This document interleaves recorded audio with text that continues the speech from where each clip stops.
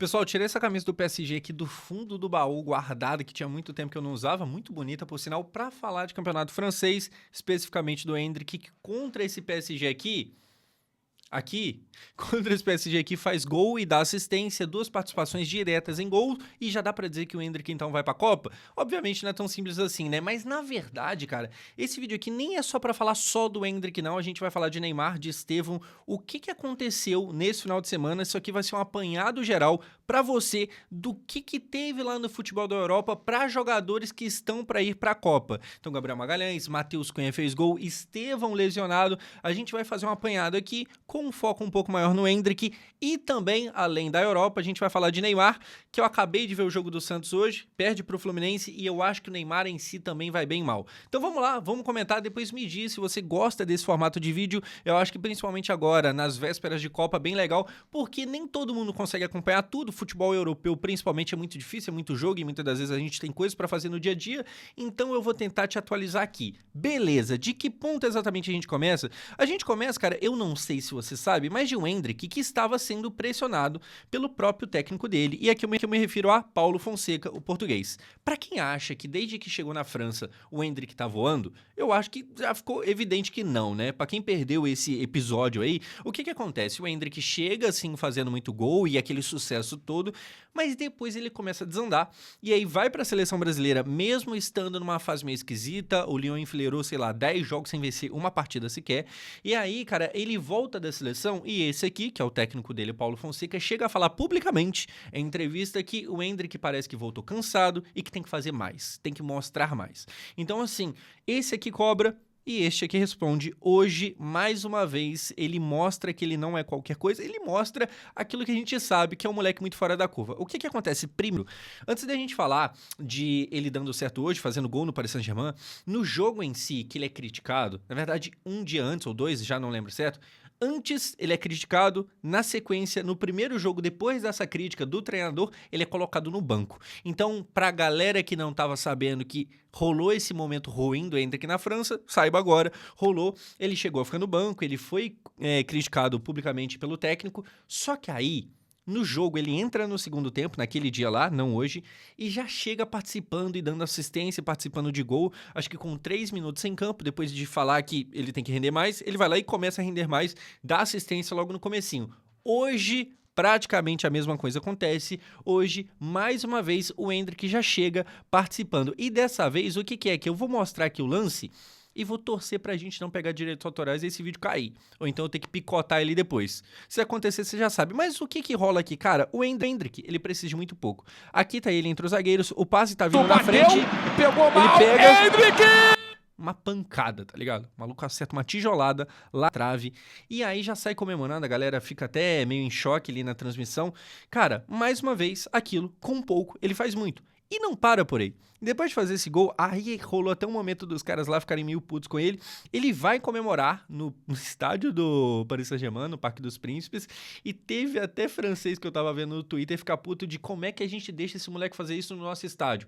Isso o quê? Meteu uma dancinha, mano. Meteu uma dancinha o Bob aqui, ó. E Dali, e Taylor. Isso na casa dos caras e a torcida, e ele aqui, ó, vai. E pega, e pau, e tum. Enfim, o moleque... Qual que eu morro aqui? O moleque se divertindo, tá ligado? E é lógico também que o torcedor vai se incomodar e tal, porque meio que fazendo uma festa ali na casa deles, mas eu gosto justamente dessa personalidade. E assim, a finalização que ele dá aqui, que eu espero que não tenha caído com direitos autorais, é uma senhora finalização, né? É de primeira, assim, do jeito que vem, ele já manda pro gol, e ele manda de um jeito que goleiro nenhum pegaria, porque o chute tem força, e não é pouca, e o chute também tem direção, ela bate lá na trave.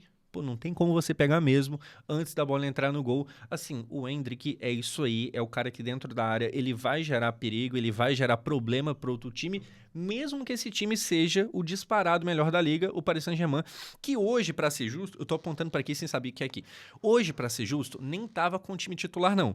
É que assim, mesmo o time reserva do PSG ainda é muito bom, ainda é mais caro do que boa parte do resto da liga inteira. Então, mesmo sendo o time reserva, ainda é o Paris Saint-Germain, que estava lá tomando gol do Endrick. Não só gol, mas estava também vendo o Endrick dar uma assistência aqui num lance meio de contra-ataque, que o que acontece? A bola estava ali meio na pressão, tá aqui o Endrick olhando pro alto, né, para a disputa ali e tal, ele vai lá e dá de primeira. Endrick tocou!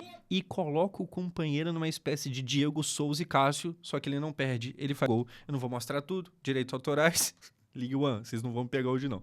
Mas, cara, é isso aí, o moleque com muito pouco, ele vai lá, faz seus gols, ele faz sua assistência, ele participa, ele aparece e agora já dá pra dizer que vai pra Copa? Não, mas ele dá um passo mais próximo. A gente sabe aqui que o Ancelotti não é lá o maior fã, na mesma hora que o Ancelotti gosta de alguns jogadores jovens e gosta muito, é o Estevão, é o Andrei Santos. Eu começo a ver gente meio que questionando por que o Andrei é tão certeiro na Copa e a resposta é porque ele tá bem no Chelsea e porque o Carlo Ancelotti gosta, apesar da pouca idade.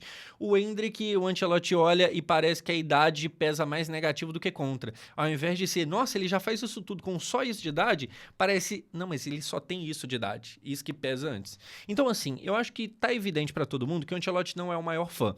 Então, pra isso, pra acabar mesmo assim acontecendo a convocação, ele tem que fazer jogos iguais esse de hoje, com gol, com assistência, participando e meio que forçando aquela pressão popular. O que pega? Eu acho sim que o Ancelotti meio que arrumou uma espécie de problema para ele no final do último jogo da seleção brasileira, que é, o Brasil tava ali naquele amarra-marra com a Croácia, o Endrick entra nos 31 do segundo tempo, dá um passe, cava um pênalti, meio que resolve a coisa. Então, assim, se o Ancelotti estava planejando só, entra aí, só pra, né, não poder falar que você não jogou nada, joga uns minutos aí. Ele vai lá, incomoda o suficiente a ponto de, se o plano era só entrar aí, não sei se rola não, porque se pá que você vai ter que levar esse moleque, sim, jogos iguais os de hoje são importantes para ele forçar mais uma vez.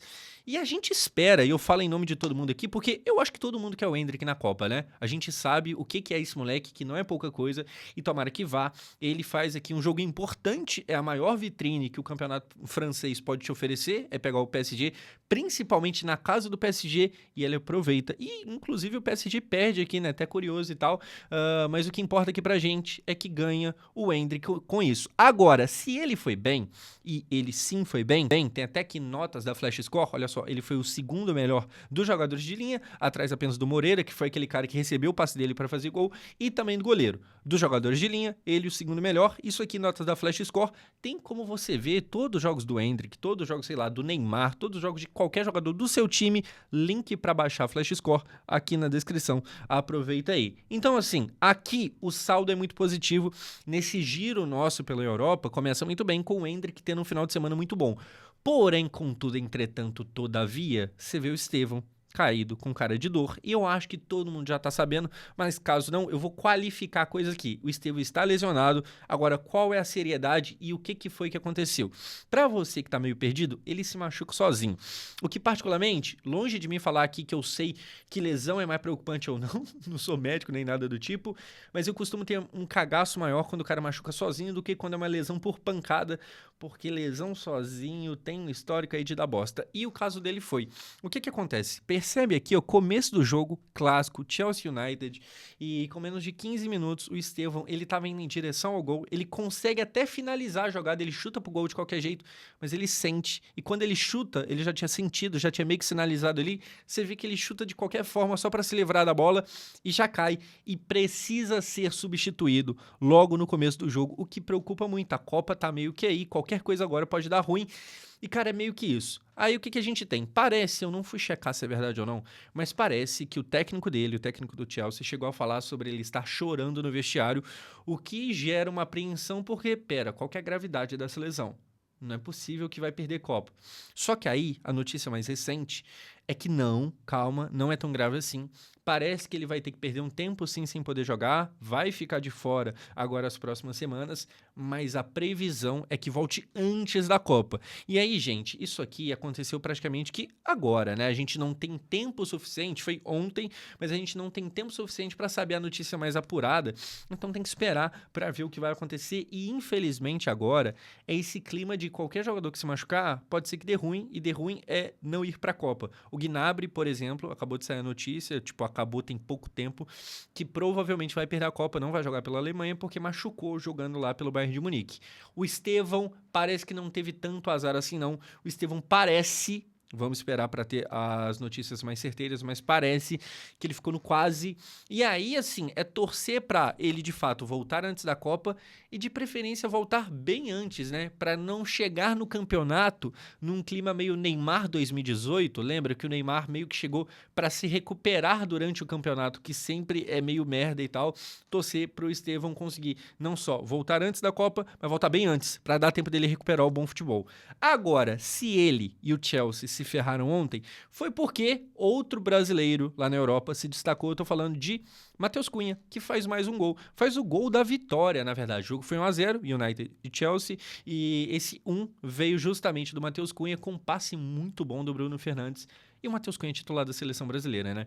Eu acho que ele briga ali com o João Pedro, mas ele tá ganhando essa briga, e eu acho que com uma certa vantagem considerável ele tá ganhando. E assim, eu acho que se a seleção brasileira for ou ele ou João Pedro titular, ele ganha. Agora, vale lembrar também que ele que tá aqui com a camisa 10 no United, na seleção foi 7, mas funcionou como 10. Ele foi ali o meio campo armador e tal. Pode ser, talvez, existe a brecha, existe a possibilidade do Ancelotti enxergar uma seleção brasileira com ele e com o João Pedro. Pode ser que sim. Caso não, ele é o titular e tem que ser, cara. O Matheus Cunha, ele tem dado muito certo lá no United. E isso aqui já quer dizer muito, né? Ele tem dado muito certo no United. Tem time que é fácil jogar bem e tem time que é o United, que é uma nhaca, uma zebra, Nossa, um negócio que ninguém funciona lá, a não ser, sei lá, o Bruno Fernandes, mas que nessa temporada vive um ano muito melhor por causa dos jogadores, tipo o brasileiro Matheus Cunha, que é até legal a gente ter vídeo tipo esse aqui. Eu tô gostando do formato enquanto eu tô fazendo aqui, que assim, cara, é muito normal.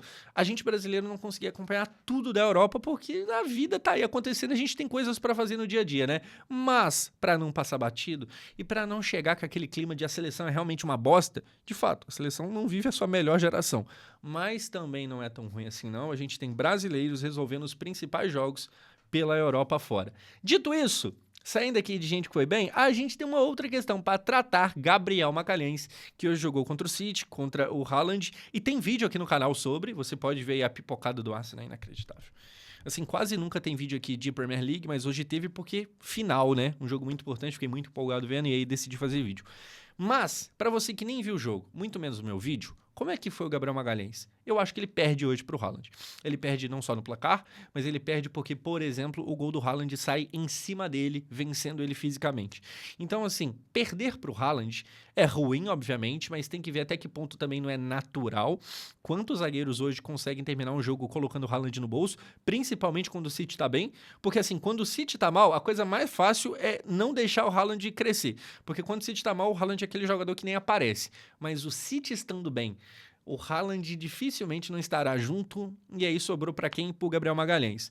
Não é uma partida que preocupa a ponto de, meu Deus do céu, foi horroroso, mas é ruim. É um ponto aqui pra gente olhar e falar, na Copa do Mundo, verdade, o Haaland é bom e tal, mas na Copa do Mundo, provavelmente a gente vai trombar com outros bons jogadores também. Você tem ali um Harry Kane na Inglaterra, você tem o fulano lá, o fulano aqui e tal. Meio preocupante, mas não é também o fim do mundo, não. Agora, passando para quem? Neymar. O que a gente pode falar aqui do Neymar? Vou até abrir a foto dele aqui, ó. Hoje o Neymar vai mal, certo? Sendo bem sincero. O que acontece, cara? Ninguém aqui é pego de surpresa quando eu falo que eu gosto do Neymar, né? Todo mundo sabe. Mas sendo mais... Tirando o lado fã de lado e analisando mais friamente a coisa aqui, o Neymar vai mal. A verdade é que eu não gosto do jogo dele hoje, não chega a ser catastrófico, mas eu acho que o Neymar mais errou do que acertou.